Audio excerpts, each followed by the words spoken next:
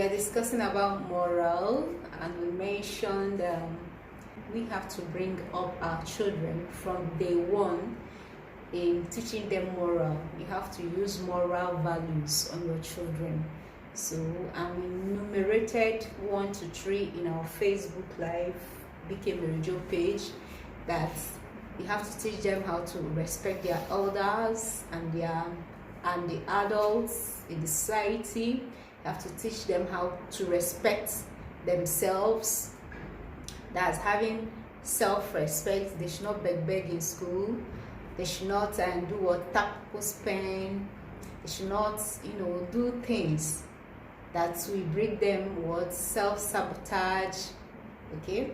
So we said the third one, we shouldn't encourage comparison. If they don't do well as you expected, you don't have to tell them that, compare them with other students. You have to encourage them and tell them you are proud of them. Tell them things that will make them do better next time. Okay, so we are going to start from the fourth one, which is domestic chores. You have to teach them how to do housework from day one. That's why some people enroll their children in Montessori schools, where you'll be able to tell a child of 3, even 2 years old to bring a container for you, where a child of even 4 years old can climb a small chair and bring something from the shelf. Like that, you make them responsible. Tell them that they are human beings now, okay? They can carry themselves. They are no longer babies as they used to even put pampers for them. They are even wearing pampers. With that, they have assumed responsibility. So if your child is not in a school that is a Montessori school, a school where you make children understand that they are valuable, they are human beings, they are to serve, they are to help, not just cry, eat, sleep, wake up, shit. No, you get. So that's what Montessori schools are for. Starting to build up a child in an early stage, even from day one, when a child has been giving birth and is a baby at the suckling breast. They like to do this attitude of biting their mothers. From that time they start knowing what biting means, to get your attention, as to know whether it's pained you or not. You have to smack that baby. You have to smack him, because some baby will bite you and look at you to know your reaction. You don't just say don't do that. Smack, so that he doesn't, because if you just say don't do that, he will do it times 2. Even though they are not able to talk, they are able to feel, they are able to use their mouth to put on the nipple to know to eat. They didn't use their eyes there. It's for you to know that human beings are conscious beings. Okay, they are conscious. They have consciousness in them. All right. So you should teach them house chores, starting from their primary school. They should wash their uniform. At least from primary 4, they should start washing their uniform, or even primary 3, because children of these days, they mature quickly. They should start washing. The kind of job that a child can do. Don't let them lazy about. Don't make them feel that the people who are serving them are lesser than them, that they are the masters of the house. Of course, when a child is growing, you already know he's a master of the house. Okay, but don't now make it so glaring, so that they will be able to have respect for their housemates, for their servants at home. And number 5 is that you have to monitor the kind of friends they move with. Okay, some people make friends, bring their friends' possession at home.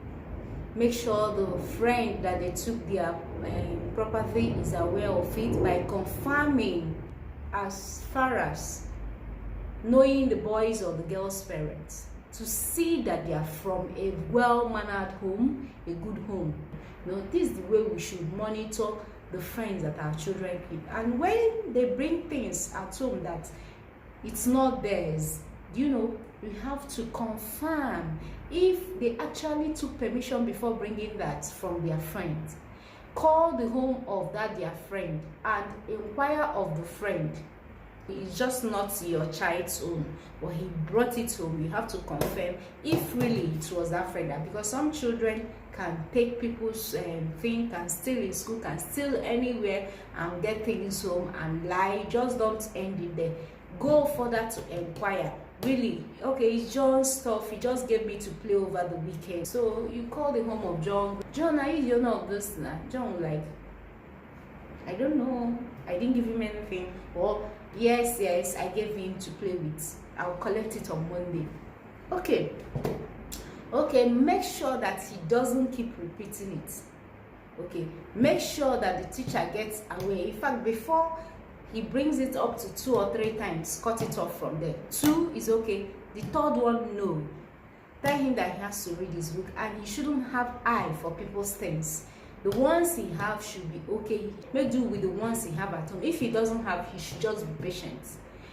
Don't encourage them bringing people's property into your house, because before you know it, that child will develop a greed and it can make him to start stealing, make him to become something else in life that he can't manage, he can't be contented. You know, this is the way we develop selfishness and greed, okay, in our lives. Okay, so you have to monitor. Call the teacher that your child has been bringing so, please seize it from them. And the teacher will seize it maybe 1 or 2 weeks. And by the time he gives it back to John, John wouldn't want to try bringing such thing in school. You get? There are many ways we should monitor our kids to see that they become responsible citizens later on in what? In future. So what is number 6? Number 6 is monitor the kind of sports they like, the kind of sports they are in love with. Some people will like, most boys like playing ball, but it's not as if they have flair for that ball. They just like to run around and make noise. Do you get? But when you see your child is very good at playing football, enroll them in a club that they can go to, maybe weekend, that they can go to, maybe during the holiday period. Not being in the street playing ball, that is rascality. Not because while they are on that street, a car can run them down. Not being in the compound and playing ball because they can hit somebody's window and incur damages for you. If they really want to play ball, the ones they play at school should be enough for them. Do you get? And not bouncing ball like mad people, giving every other person in the neighborhood headache. There should be a level of responsibility to tell your children that there are things that is a no-no. Okay, so when you see that this your child loves football so much and he talks about going to play internationally, feeling like okay, and enroll the person in a club. Make sure okay they have a coach, go for weekend football, go to the field to play, get a jersey or a sports boot for him, a football boot for him. Do you get? Make him feel that okay, I'm interested in this your dream, and I would like to make you become, I would like to support you for you to become, you know, first class or a professional. You know, that encouragement will go a long way for them to like, if my father supports me in this, I have to put in my best. Not the ones that just use ball to make noise around the home, around the, okay, when they now tell them to go to the field, they will not be able to run that 90 meters of the field. You see them, they will not be able to perform well. So it's not just playing ball because they want to kick their leg or because they want to throw their legs. Okay, like the girls might say, I would like to learn how to do beauty stuffs, hair. Some will say make dress. You know in primary school they used to teach different kind of stitches. You make sure your child gets it, make sure his homework, his home economics, everything that concerns that his dreams, that you are helping him out when he brings homework at home. Make sure that he gets, you know, towards the project of what you see that your child has a flair for. If he's solving mathematics, if there's any calculation, be there, encourage, ginger. Even if you don't even have the talent and you don't know it, get an extramural teacher who can, you know, boost that child's dream up. You don't allow, because most times the mistakes we make is that we send our children to school and we don't even care, we don't even have one-on-one talk to know the subjects that are performing good in, or the subject that is giving them problem at school. We don't go an extra mile. We have to sit them one by one and tell them what are your challenges, ask them what are the subjects that you like, what are the subjects you don't like, why, how do you want to who do you want to become in the future, where do you want to take your talents to. No, asking them all these things, we feel mommy loves me, daddy loves me, they want the best for me. So everything is not a matter of school. Some people will go to that school, but their mind is in music. Enroll them in musical school, let them become the best. Enroll them in a modeling school. You see a child he's always tying one scarf, doing like this in the mirrors, walking skelewu kind of steps, or even trying to do one kind of a physical kind of modeling. Do you get? Try to call the child, is this what you want to do in future? Do you know the industry is like this, is like that?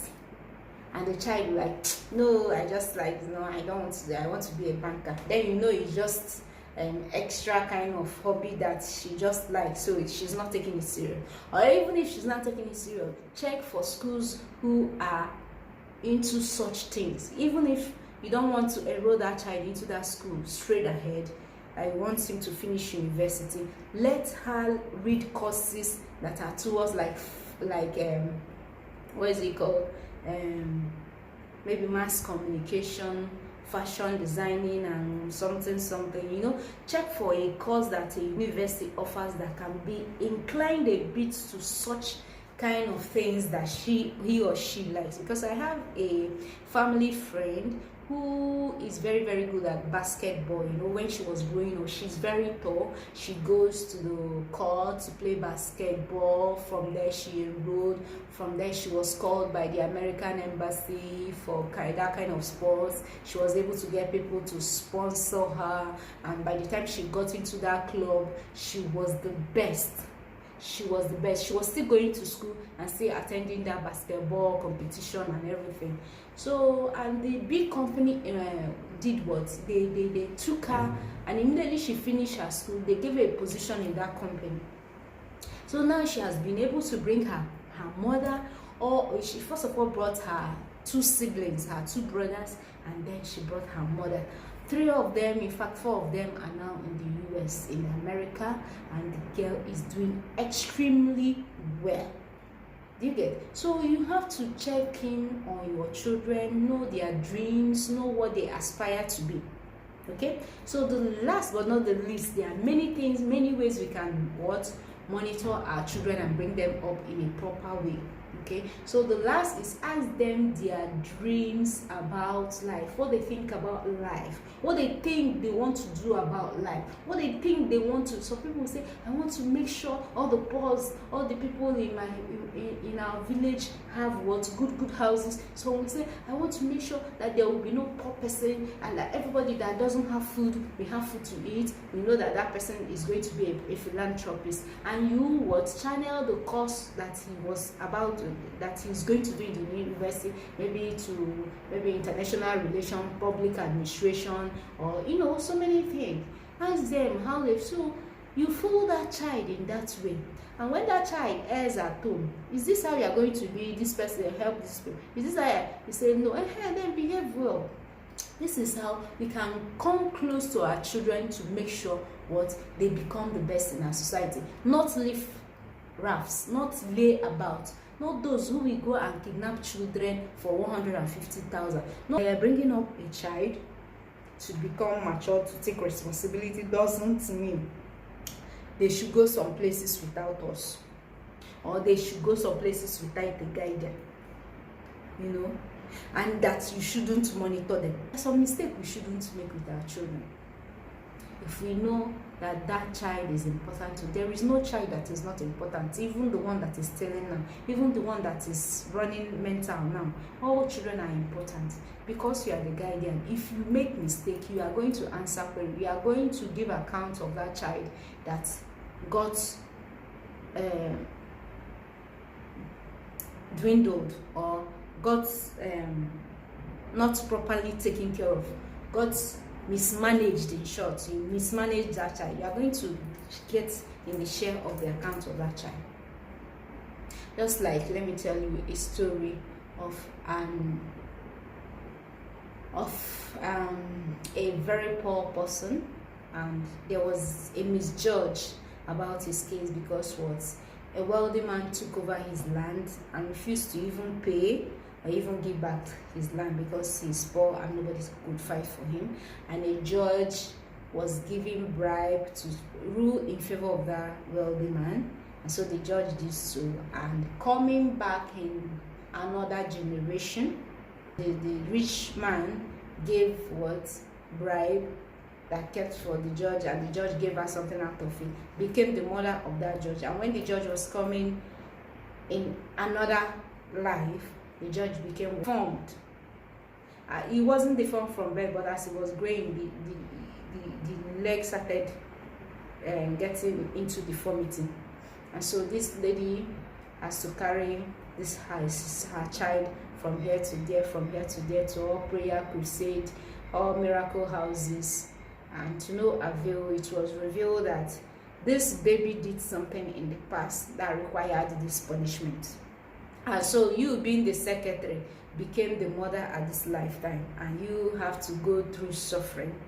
That the child you have is a deformed, because by the time the secretary, who is now the mother, gave birth to him, the husband was nowhere to be found, because there are lots of money to pay on this baby and all that, and he ran away. And who was the husband? The person that gave bribe. So we might not take the reward of our sins now, but it's waiting for us in the future. Do you get? That is why everything about this life is all about seed. Every seed we sow will germinate one day. Even human life is a seed. Whatever you do today is waiting for you in the future. That is why moral value is essential. Because if our children have moral value, if that judge was brought up in a godly way, if that judge was brought up in a moral value way, he wouldn't have taken that bribe. Even the secretary wouldn't have allowed that. Okay, what is this? You would have looked into it before giving it to. What is this? No, we can't take it. Take back your money, please. If you see the judge himself, you can give it to him. You know, you take off yourself from that evil, because what you did was that you are in support of that bribe by taking it and keeping to your guy, and your guy giving to you. Even if when you kept it for your guy and your guy gave to you, you should say, no, sir. If it's not my salary, I can't take. What are you giving me the tips for? Because you already know it's for the judge to be against the poor man. You are the secretary, so you should know what is happening in the office. Okay? So if they all have moral values, those things couldn't have happened. Okay? And if the wealthy man was brought up in a God-fearing way and he had moral values, he wouldn't have tried to maim a poor person or take somebody's land by force. You reach an agreement whereby you settle the poor man reasonably, and you take the land. It becomes yours. He sells it with pure. If you say he's not selling, leave the land. There are so many other places you can buy. So it's because of not having moral value that all the sufferings that is happening in the world is happening because of greed. Because you're not contented with the rich man is rich, is wealthy. There is no way he can make use of all the lands he's acquiring. That is why he's a wealthy man already. So why going about taking people's properties, having eye for people's properties? It starts from small, and so we have to cut it off from small. Let our children know that greediness is not good. Whatever you have should be enough for you. Do not be selfish. Do not borrow people's things. You can only borrow when there is a dear need for it, and make sure you give it back. Not constantly. When you see a child constantly taking people's things, beware of that child. You have to use iron hand. They say, spare the rod and do what? And spoil the child. Thank you so much for this episode of Moral Values. I hope you keep subscribing to my channel. This is Weekend Mary Jo.